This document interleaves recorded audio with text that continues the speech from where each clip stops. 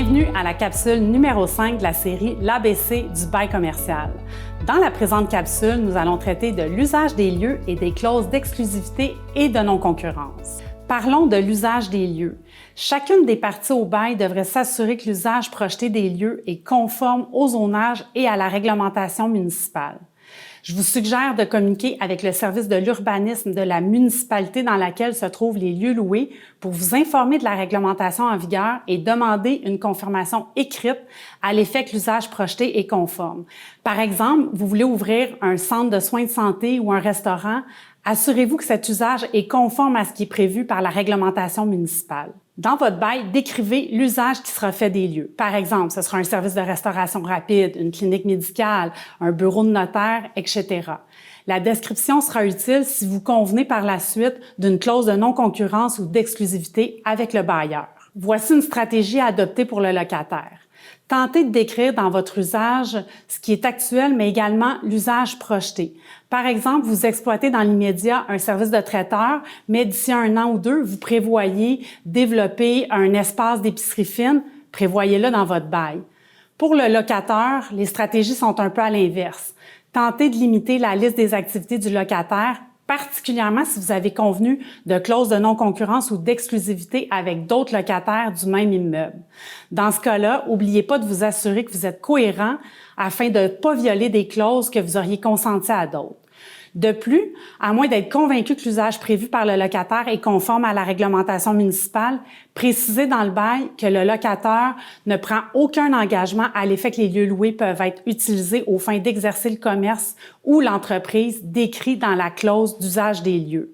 Mais sachez que même si vous écrivez ça, vous avez quand même un devoir de vous informer et vous assurer de bien guider votre locataire.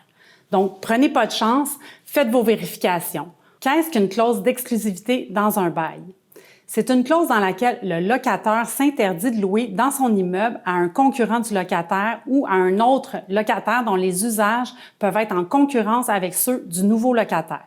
Je vous pose une question peut-être évidente. Est-ce que vous accepteriez qu'un concurrent direct s'installe dans un local voisin du vôtre ou dans le même immeuble? D'entrée de jeu, la plupart des gens répondront non, mais certaines nuances s'imposent. Par exemple, si vous exploitez un comptoir de restauration rapide dans un centre commercial, vous souhaiterez généralement que d'autres commerces du même type s'y installent parce que ça crée de l'achalandage. C'est le principe des foires alimentaires.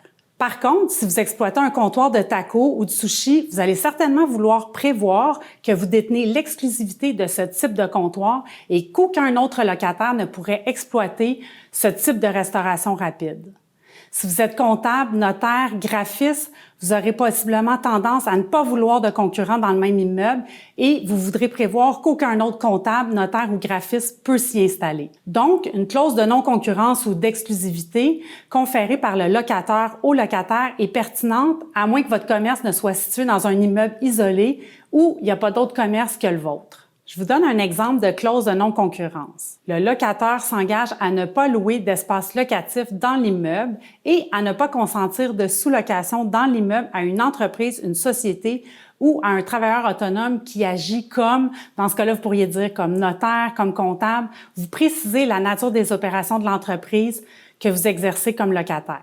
Comment vous réagiriez si une boutique érotique s'installait à côté de votre entreprise, qui est en l'occurrence une garderie? C'est un exemple un peu grossier, j'en conviens, mais c'est simplement pour vous faire penser au fait que certains commerces sont pas en concurrence avec le vôtre, mais peuvent avoir une influence sur votre image et votre achalandage. Dans certains cas, il est pertinent de préciser à votre bail que le locataire s'engage à ne pas louer à une entreprise qui opère dans telle ou telle sphère. Je vous propose quelques stratégies à adopter selon votre statut au bail. Si vous êtes locataire, tentez de mettre une définition large de ce que vous faites et ajoutez la nomenclature de vos opérations projetées. Par exemple, vous avez un commerce de détail faisant la vente de bonbons et pensez éventuellement ajouter la fabrication de desserts. Ajoutez tout de suite ces opérations projetées dans le type de commerce à qui le locataire ne pourra pas consentir de bail.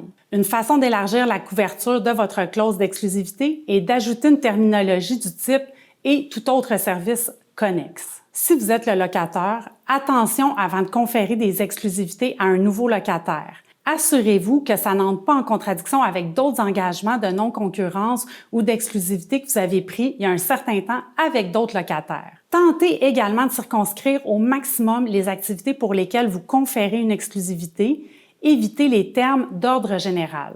Vous pourriez également avoir recours à la notion d'usage principal et d'usage secondaire. C'est-à-dire que plutôt que de conférer une exclusivité totale, vous pourriez dire que c'est pour l'usage principal. Attention par contre, ce type de clause peut faire l'objet d'ambiguïté dans l'interprétation. Vous devez donc porter une attention particulière à la rédaction de cette clause.